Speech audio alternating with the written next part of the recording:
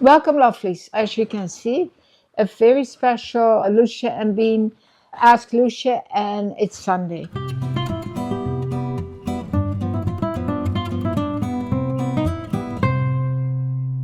Welcome. As you can see, I am dressed festive and I have beautiful flowers and I have these two numbers behind me. The numbers turned around. I really turned 57.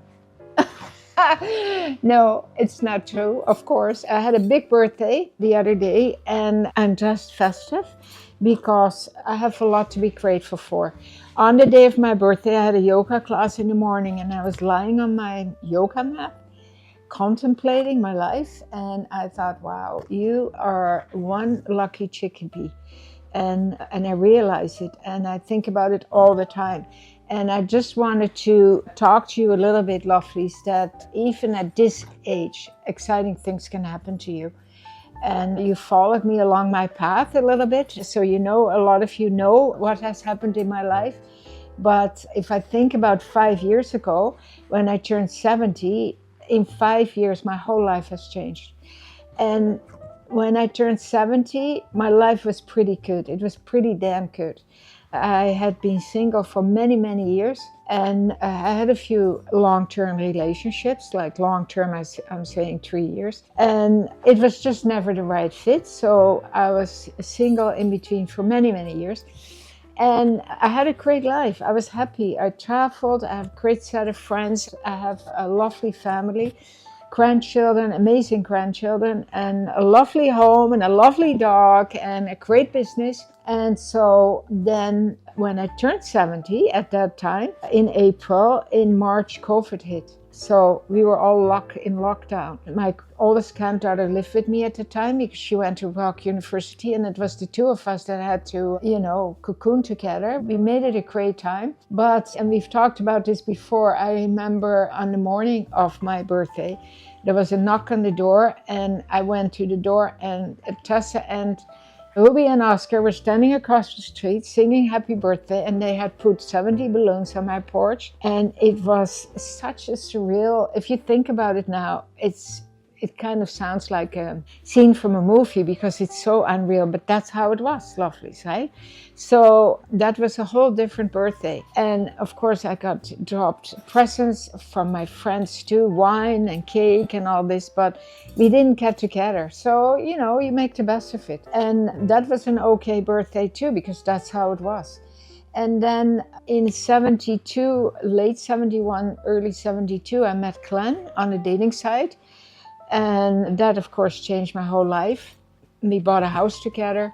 He proposed to shack up together. And I said yes. And then we bought a house together, which we renovated. Then he proposed marriage to me. And I said yes to that too. And, life has definitely not always been a bed of roses. But I think, downfalls, pitfalls, negative things in your life make you stronger and make you appreciate all the wonderful things that are happening to you that are great. So here I am, 75. Life is absolutely looking wonderful. And I realized that this is very special. First of all, this is what I was thinking on my yoga mat. You made it this far and you're healthy. I have my oldest sister passed away when she was 72. Unfortunate illness she got and just very not nice. And I miss her every day. But so therefore you appreciate what you have. And you see it around you, you see it around your surroundings. And so I am damn lucky, that's for sure. And I say on to the next 25 years, but you need a little bit of luck. For sure, I eat healthy, I exercise, I've been born with a very positive outlook, which helps.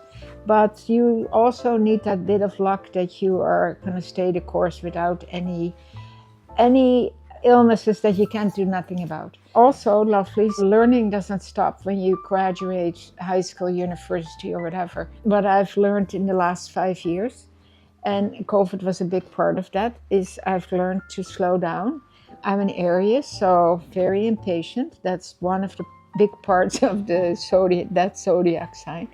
And I've learned to be more patient, slow down. I've always appreciated the simpler things in life, but I'm more aware of taking time to appreciate them. As you get older, I'm really appreciative of my sisters, and I've vowed that I will go and see them every year. They don't want to come here anymore. Understandable, I'm sad about it, and I used to tell them that, but now I am understanding because traveling is not for the faint of heart anymore. And so I will go there. And I'm very appreciative of my friends and my family, of course, but my girlfriends that have been with me for a lot of years and are my age. And you know, as time goes on, you know it's not going to be forever. So really appreciative of that. And of course, my lovely clan, who's like just, I don't know where he came from. And I wish every lovely could have a clan, but I'm happy that I've met him. And I hope that we're going to have a lot of years together. Lovelies, I have some goals for the next few years. And I am really enjoying my grandchildren now. The youngest is 9. And the oldest is 25, getting married, Lucy. And in between is 10, 11, 12, 15, almost 16, 23, my oldest grandson. But I am really enjoying them. We talk a lot. They love to spend time with us, with me, but also with Clan. And I like to talk to them because you think they don't want to hear it, but they do want to hear it. I like to talk to them more about life, just life. How I have experienced life when I was young and how I overcame a few things that happened to me that weren't that nice, how I dealt with it.